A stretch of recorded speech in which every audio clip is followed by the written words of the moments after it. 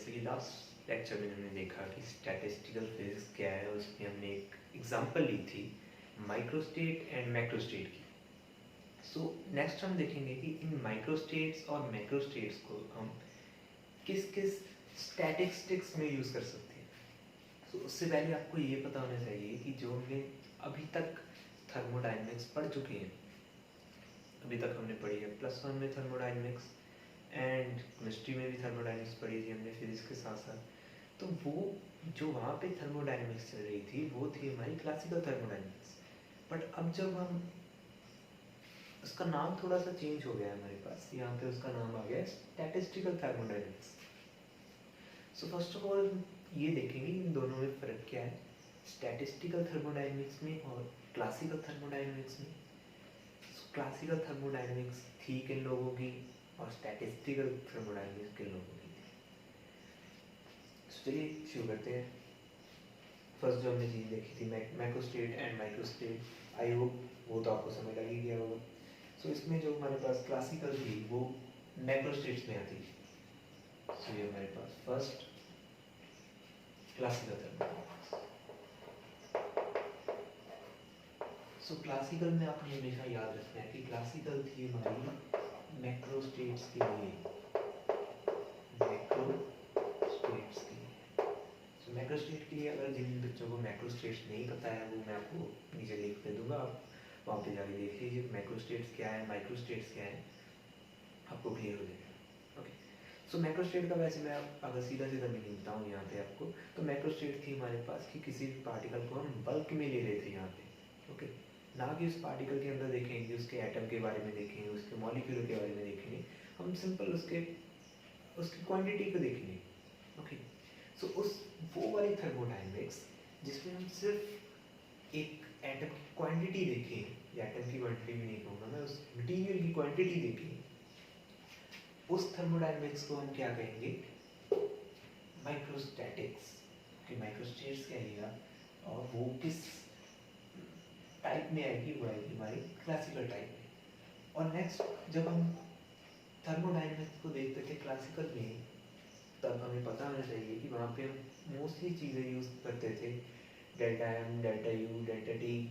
तो वहाँ पे डेल्टा का मीनिंग क्या था, चेंज। सो वहाँ पे हम चेंज लेते थे किसी भी चीज़ का।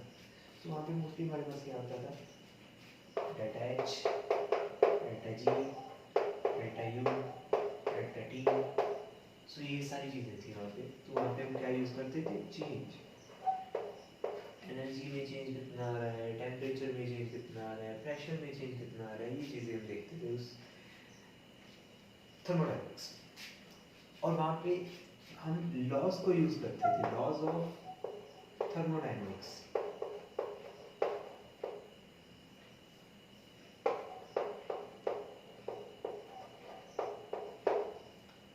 अब हमारे पास आ रही है एक नई तरह की फिजिक्स कहें, आप इसको केमिस्ट्री कहें, या आप इसको कहें कि थर्मोडायनेमिक्स। सो थर्मोडायनेमिक्स हमारे पास नई तरह की कौन सी है, स्टैटिस्टिकल थर्मोडायनेमिक्स। स्टैटिस्टिकल थर्मोडायनेमिक्स है हमारी माइक्रोस्टेट। सो जो हमारे पास मैक्रोस्टेट थी, मैक्रोस्टेट में हम लेते थे पार्टिकल्स को, मटेरियल को बल्क में।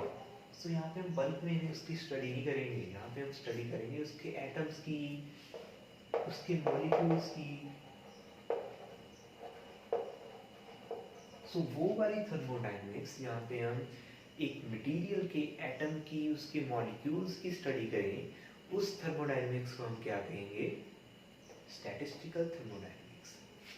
सो स्टैटिस्टिकल थर्मोडायनेमिक्स में हम एब्सोल्यूट वैल्यूज लेंगे उन चीज़ों की, जो भी वैल्यूज हम ले रहे थे इस क्लासिकल में हमने कौन कौन सी चीज़ें ली, हमने वहाँ पे लिया delta H, delta G, delta U, delta T, और भी एन नंबर ऑफ मॉलिक्यूल्स। तो यहाँ पे हमारे पास क्या हो जाएगी, यहाँ पे हमारे पास एब्सोल्यूट वैल्यूज होंगी, like G, H, T, U, N, we.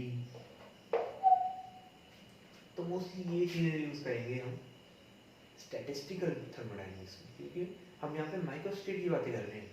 इसमें हमें बल्क में चीज़ें नहीं चाहिए, इसमें हम माइक्रो लेवल पे जाएंगे उस सब्जेक्ट की स्टडी करने के लिए।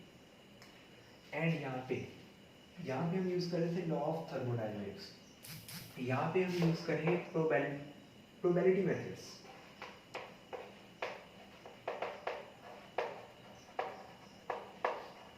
तो इसमें आपकी सिंपल जो आपने मैथ में की हुई है प्रोबेबिलिटी की स्टडी, वो आपकी यहाँ पे यूज़ होगी।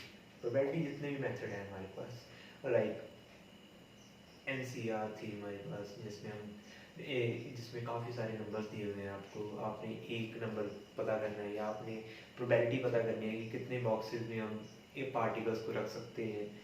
अगर आपके पास 2 बॉक्सेस हैं और 4 पार्टिकल्स हैं, आप 4 पार्टिकल्स को 2 बॉक्सेस में कितने टाइप से रखेंगे। अगर n पार्टिकल्स हैं, अगर 100 पार्टिकल्स हैं, तो वैसे तो आपको वो फॉर्मूले याद होने चाहिए, अगर नहीं भी याद टेंशन की कोई बात नहीं, हम यहाँ पे सारे याद कर लेंगे चुटकियों में। तो चलिए शुरू करते हैं आप इसका सफ़र कि कैसे स्टैटिस्टिकल मैकेनिक्स आई और कौन से लोग थे जिन्होंने हमारी स्टैटिस्टिकल थर्मोडायनेमिक्स को लेके आए, तो कौन से लोग थे जो क्लासिकल को लेके आए। चलिए इसको एरेज करते हैं।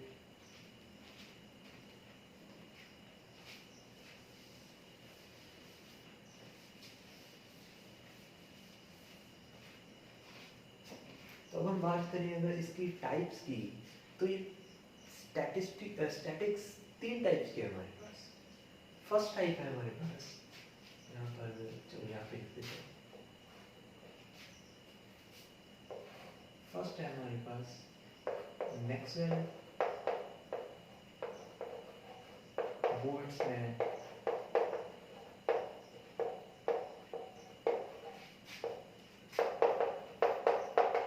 स्टैटिस्टिक्स। सेकंड है हमारे पास Bose, Einstein, statistics, and last one Fermi-Dirac,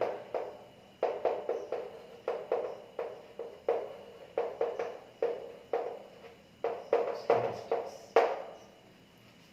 सो हम एक एक उठाएंगे और उसके बारे में बात करेंगे कि वो क्या था और वो लोग क्या कहना चाहते थे कि हमारे पार्टिकल्स कैसे होने चाहिए, हमने जो फैक्ट्री बनाई हुई है उसमें कैसे वर्कर्स होने चाहिए। सो फर्स्ट हमारे पास जो फैक्ट्री आई, उस फैक्ट्री के 2 मालिक थे।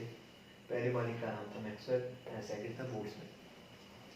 सो इन दोनों मालिक की अपनी अपनी क्या कह सकते हैं रिक्वायरमेंट्स थी कि हमारी फैक्ट्री में सिर्फ यही लोग रिक्वायर्ड होंगे, इसके अलावा और कोई नहीं आएगा। So, चलिए देखते हैं। फर्स्ट हमारे पास आ गई मैक्सवेल बोल्ट्जमैन स्टैटिस्टिक्स। सो इसको हम सिंपल लिख देते हैं MB statistics.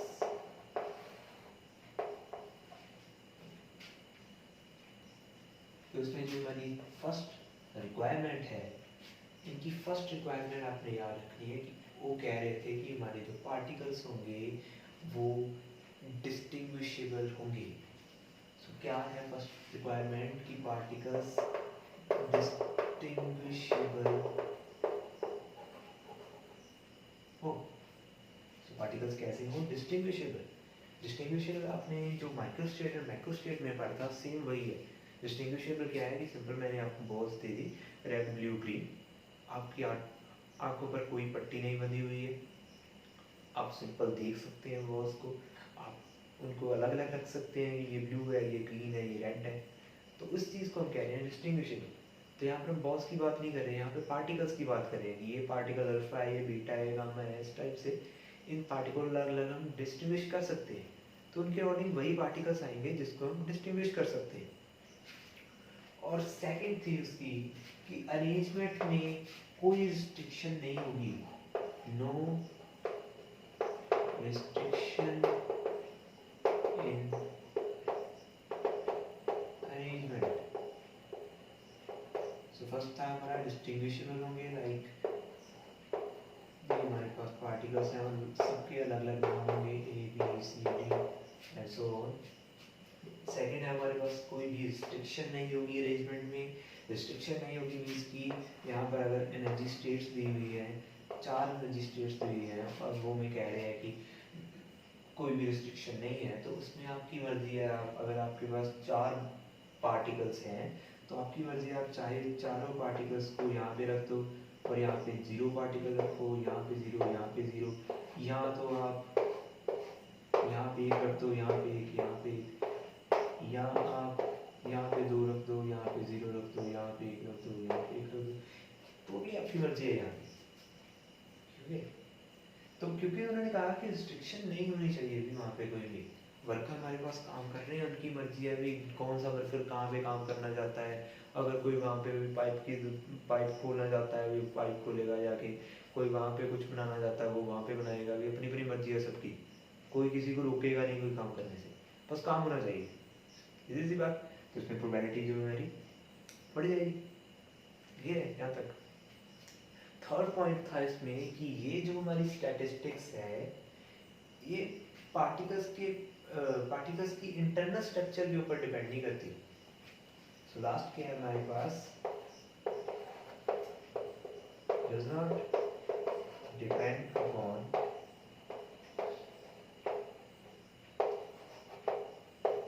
internal structure of particles। तो सीधी सी बात है कि जब इंटरनल स्ट्रक्चर पे डिपेंड ही नहीं कर रही तो इसका मतलब क्या हुआ कि वो मैक्रो स्टेट की बात कर रहा है। सीधी सी बात कि वो मैक्रो स्टेट की बात कर रहा है। सो मैक्रो स्टेट में क्या होगा कि वो क्लासिकल में आ गई। तो यहाँ पे हमें सीधा सीधा ये पता चल गया कि जो हमारे पास मैक्सवेल बोल्ट्जमैन स्टैटिस्टिक्स है वो क्लासिकल की देन है, क्लासिकल फिजिक्स की देन है। तो ये हमारी फिजिक्स कौन सी है, क्लासिकल। सो क्लासिकल थर्मोडायनेमिक्स में आएगी टाइप। नेक्स्ट टाइप आ रही है हमारे पास बोस आइंस्टाइन। So ये है हमारे सेकंड भाई साहब सर बोस एंड आइंस्टाइन। आपको पता भी होगा कि जो बोस थे वो इंडियन थे एंड जो आइंस्टाइन थे वो जर्मनी के, कुछ पता ही नहीं। सो बोस आइंस्टाइन या इसको कहते हैं BE statistics. So Bose Einstein एक नई फैक्ट्री बन गई है हमारे पास। सो इस फैक्ट्री में क्या होगा कि वो ये कह रहे हैं कि हमारी फैक्ट्री में ऐसे लोग होंगे जो कि इनडिस्टिंग्विशेबल होंगे। यहाँ पर क्या था, डिस्टिंग्विशेबल। यहाँ पर अलग अलग लोग थे भी ABCD कि वहाँ पे जो छोटा है वो उधर जाएगा, जो लंबा है वो उधर जाएगा, जो काला है वो उधर जाएगा, गोरे वाला उधर जाएगा। इसमें ऐसा नहीं है भाई। इसमें जैसे भी हो आप भाई, जैसा आपका रंग है, कद है, जैसा भी आप मोटे हो पतले हो, उनको फर्क नहीं पड़ रहा भाई। बोस को फर्क नहीं पड़ रहा, आइंस्टाइन को फर्क नहीं पड़ रहा। ठीक है, सिंपल एग्जांपल दे रहा हूँ, इसको पेपर में आप लिख देना। सो ये फर्स्ट प्रॉपर्टी क्या थी, इनडिस्टिंग्विशेबल होने चाहिए पार्टिकल।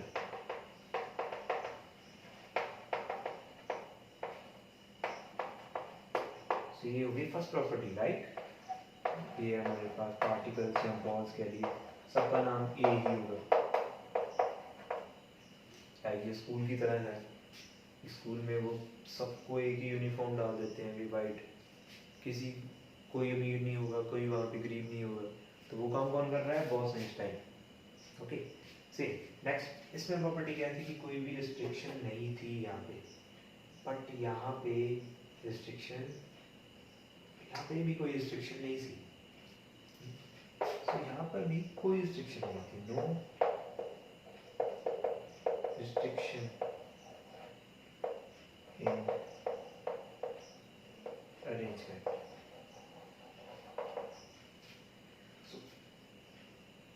इसमें भी आप कहीं भी पार्टिकल्स को अरेंज कर सकते हैं। नेक्स्ट इसमें प्रॉपर्टी जो इससे थोड़ी सी अलग थी, प्रो प्रॉपर्टी क्या थी कि इसमें सिर्फ वही पार्टिकल्स आएंगे जिनकी स्पिन इंटेग्रल मल्टीपल हो।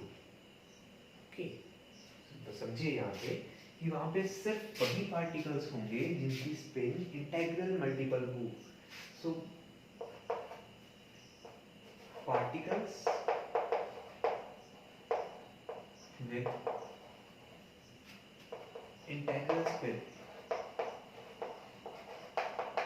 तो उनकी स्पिन इंटेग्रल नंबर होनी चाहिए, लाइक 1 2 3 4 5। सो ऐसे पार्टिकल्स होने चाहिए। सो इन्हीं पार्टिकल्स को, जो भी ये पार्टिकल्स होंगे हमारे पास, लाइक है कौन से भी एग्जांपल क्या होंगे इन पार्टिकल्स की, H2, B2, हीलियम एक्सेट्रा। सो ये सभी पार्टिकल्स को एक नाम दिया गया, वो नाम पड़ा हमारे बोस भाई साहब के नाम पे, उनको कहा गया बोसॉन्स। सो बोस-आइंस्टाइन स्टैटिस्टिक्स सिर्फ उन्हीं पार्टिकल्स के लिए काम करेगा जिनकी इंटीग्रल स्पिन 1 2 3 4 हो। ओके, सो इन पार्टिकल्स को एक नाम दिया गया और पार्टिकल्स का नाम क्या था, bosons. And last one property कि ये स्टैटिस्टिक्स पार्टिकल की इंटरनल स्ट्रक्चर पे डिपेंड करती है। सो लिख सकते हैं हम, डिपेंड्स ऑन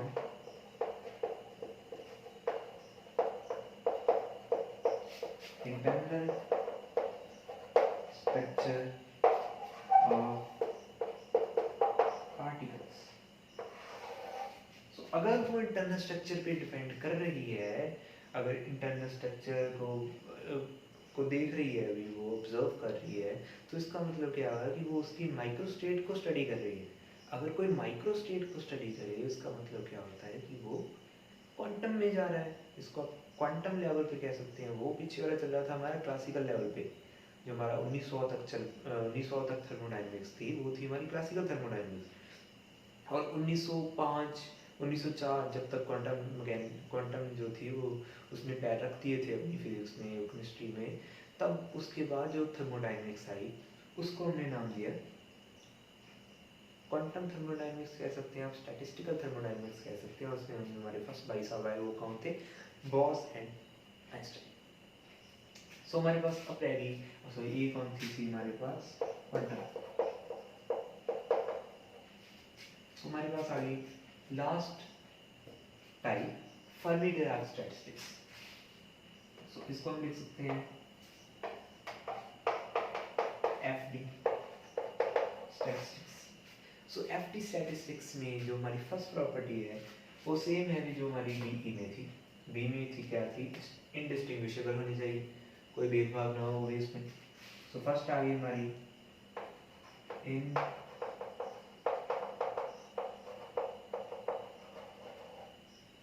सेम पार्टिकल्स हो गए। अगर पार्टिकल्स का नाम ए है तो सबका नाम ए ही होगा, अगर पार्टिकल्स का नाम बी है तो सबका नाम बी ही होगा। तो ये हो गए हमारे इनडिस्टिंग्विशेबल पार्टिकल्स। तो मोस्टली आपको ये याद रखना है कि क्वांटम फिजिक्स में हम इनडिस्टिंग्विशेबल पार्टिकल्स लेंगे। ओके, एंड नेक्स्ट हमने देखा कि इसमें कोई भी रिस्ट्रिक्शन नहीं थी, उसमें भी कोई रिस्ट्रिक्शन नहीं थी, बट यहाँ पे रिस्ट्रिक्शन होगी। इसमें जिस पॉइंट पे आपको कहा होगा कि इस एनर्जी स्टेट में, फर्स्ट एनर्जी स्टेट में, फर्स्ट शेल में क्या होगी, फर्स्ट शेल में सिर्फ इतने ही पार्टिकल्स होने चाहिए, तो उतने ही रखने होंगे उसमें, उससे ज़्यादा नहीं रख सकते। अगर लाइक ऐसे गई हुई, इसमें मैं लिख देता हूँ रिस्ट्रिक्शन। तो अगर उन्होंने कहा है कि अगर हमारे पास 4 पार्टिकल्स हैं, 4 स्टेट्स हैं, 4 एनर्जी स्टेट्स हैं, और आपको 4 ही पार्टिकल्स दे दिए हैं, तो आपको उन पार्टिकल्स को ऐसे रखना है कि हर कहें एक स्टेट में 2 पार्टिकल्स होने ही चाहिए। तो उसकी प्रोबेबिलिटी लिखनी है यहाँ पे। तो यहाँ पे आपको रिस्ट्रिक्ट कर दिया, उन्होंने रोक दिया कि ये वाला काम जो है, जो भी आप बना रहे हैं फैक्ट्री में, इसमें इस काम पे तो 2 लोग होने चाहिए। टोटल लोग हैं हमारे पास 4। तो आप क्या करोगे, आप यहाँ तो यहाँ पे 2 रख दोगे, एक यहाँ पे रख दोगे, एक यहाँ पे रखोगे और इसको खाली छोड़ दोगे, और यहाँ तो यहाँ पे 2 रख दोगे, एक यहाँ पे, एक यहाँ पे, इसको खाली छोड़ दोगे, एंड सो ऑन। ऐसी और भी टाइप्स होगी हमारे पास। Okay, clear. So next erase कर दीजिए।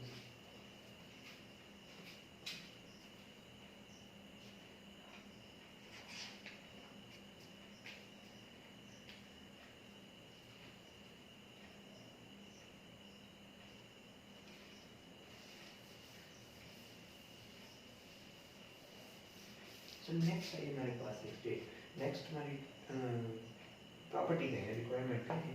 नेक्स्ट रिक्वायरमेंट थी उसकी रिस्ट्रिक्शन की। सॉरी रिस्ट्रिक्शन की तो हो गई हमारे पास।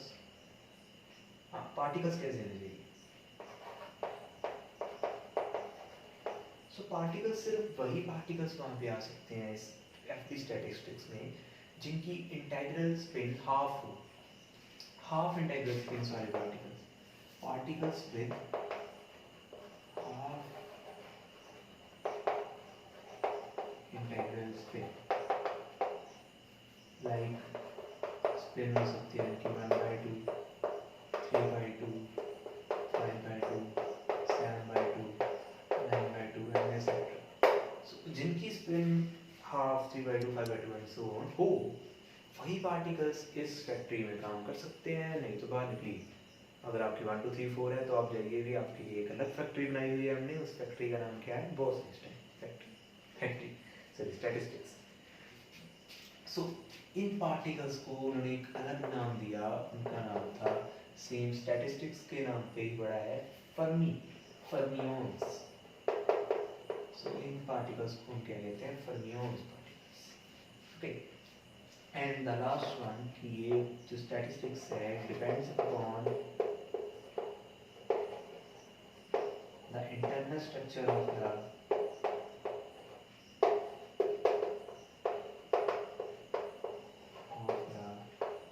पार्टिकल्स। तो आगे भी सेम बात, अगर इंटरनल स्ट्रक्चर पे डिपेंड कर रहा है तो सीधा सीधा तो उसका मतलब क्या है कि वो क्वांटम की बात कर रहा है। तो इसमें हमें एक बात पता चली कि जो हमारी फर्स्ट स्टैटिस्टिक थी हमारी मैक्सवेल बोल्ट्जमैन स्टैटिस्टिक्स, सिर्फ ये स्टैटिस्टिक्स आ रही थी हमारी क्लासिकल के लिए, और जो हमारे पास next Bose Einstein and Fermi Dirac थी वो हमारी आ रही थी क्वांटम के लिए, और ये आ रही थी हमारी क्लासिकल के लिए। तो आपको सिर्फ ये टाइप्स याद रखनी होगी। नेक्स्ट अगर जब भी इसके नेक्स्ट लेक्चर में भी मैं आपको इसके न्यूमेरिकल्स के बारे में बताऊंगा, इस टाइप से आप इसकी अरेंजमेंट कर सकते हैं भी। अगर आपको मोस्टली जो हमारे नेट गेट के एग्ज़ाम होते हैं या क्लासेस में भी जो एग्ज़ाम होंगे आपके कॉलेज लेवल पर, वहाँ पर भी आपको सिंपल यही क्वेश्चन आएंगे कि अगर आपको मैंने 4 पार्टिकल दे दिए तो बताइए आप फर्मी डिराक के अकॉर्डिंग, अगर फर्मी डिराक में उसने कहा है कि एक स्टेट में सिंपली 2 पार्टिकल्स पक्के होने ही चाहिए, तो उसको आप किस तरह से अरेंज कर सकते हैं। तो वहाँ पे आपको 1 या 2 पार्टिकल्स नहीं आएंगे, वहाँ पे आपको काफ़ी बड़ी बड़ी नंबर्स होंगे। अभी 38 पार्टिकल्स हैं, तो 38 पार्टिकल्स को आप ऐसे बना के नहीं दिखा सकते। तो उसके लिए मैं आपको कुछ ट्रिक्स वगैरह ट्रिक्स भी बताऊँगा। सो बने रहिए हमारे साथ, मिलते हैं नेक्स्ट लेक्चर में। Bye bye.